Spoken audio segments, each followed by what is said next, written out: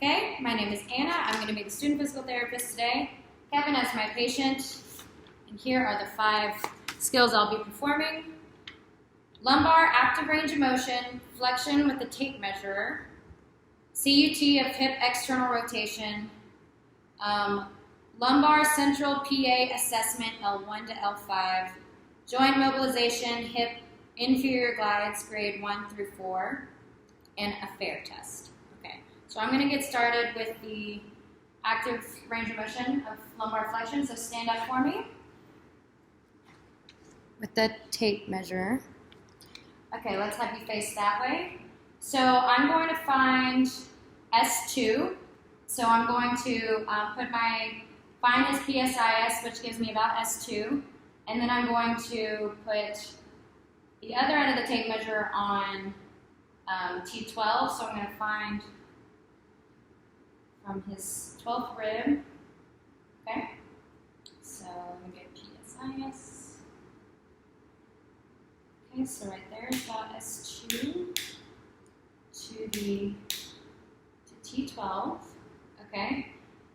Kevin, will you can put a slight bend in your knees, okay, and bend as far as you can forward. Okay. We started at 10 centimeters and now we're at 19, so you have 9 centimeters of lumbar flexion. Okay? Now we're going to do a CUT of the hip external rotator. So if you lay on your stomach, and this will test the integrity of his external rotators as a contractile unit, so how they are all functioning together. Okay, I'm going to bring you up here. I'm going to bend your leg, make sure you can see. And I'm going to be pushing against you this way, okay? Yep. But I want you to meet my resistance, okay? We're going to start slow and go gradually, and I'm going to increase my pressure gradually. I want you to meet that pressure. We're going to hold it, and then we're going to slowly relax, okay? So ready, and start contracting. A little more. A little more. Okay, hold it there. Now we're going to slowly relax.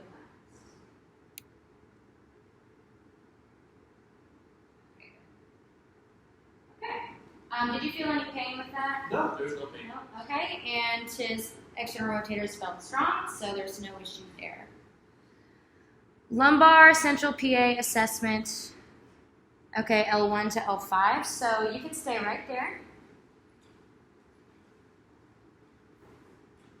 Bring us down,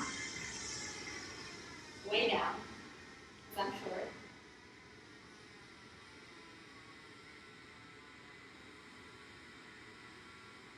Okay.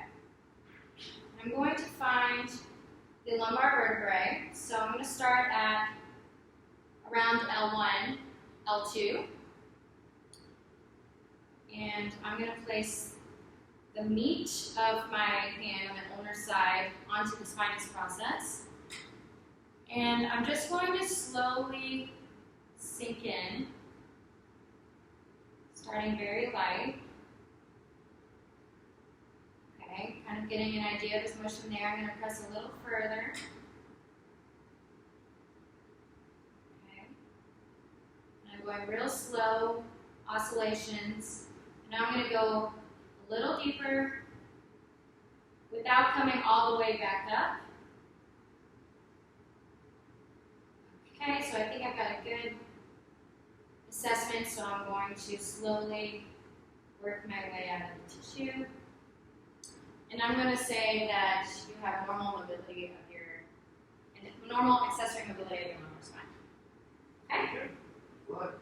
Good. Okay, so now we're going to do the hip inferior glide, so you can get on your back. Raise it up a little bit. And I'm doing grades 1 through 4. What were you going to say? Oh, just working. You might hear people say. Yeah, that's fine. Is that all you need? Okay. So I'm going to pick your leg up here. And Kevin, I'm going to have to get pretty close to the joint of your hip. Is that okay? That's what Okay. So I'm going to put his leg over my shoulder. And like I said, I'm going to get him pretty close. And first I'm going to just assess the mobility that he has of his hip. So I'm going to work through soft tissue here. And slowly get a feel for his motion here.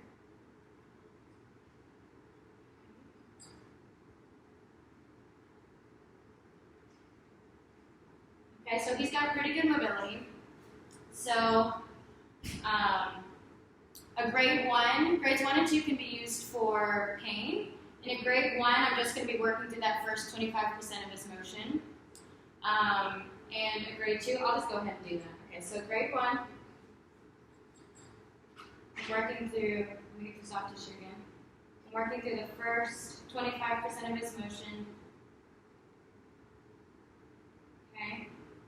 And then a grade 2, which can also be used for pain, I'll move deeper into more 50%, so 0 to 50%. And there's going to be a little bit slower oscillations here.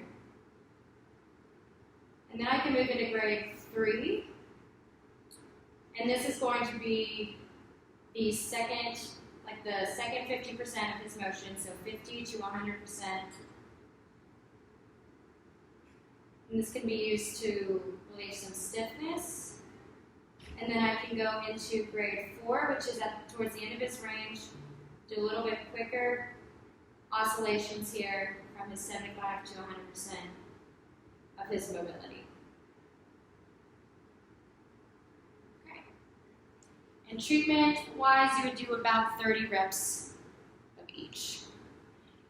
Okay, the last thing that we have to do is the fair test. So if you will lay on your side facing me, and you can keep this bottom leg straight, scoot a little bit closer to the edge, keep this bottom leg straight, and we're going to bend this leg right here. And this test specifically looks at piriformis, so piriformis syndrome or maybe piriformis causing sciatica. First, I'm going to put my hand here to stabilize the hips and make sure they're stacked up on top of each other. And then I'm just first going to see where his leg goes right here to see if there's any tightness. And then I can apply overpressure.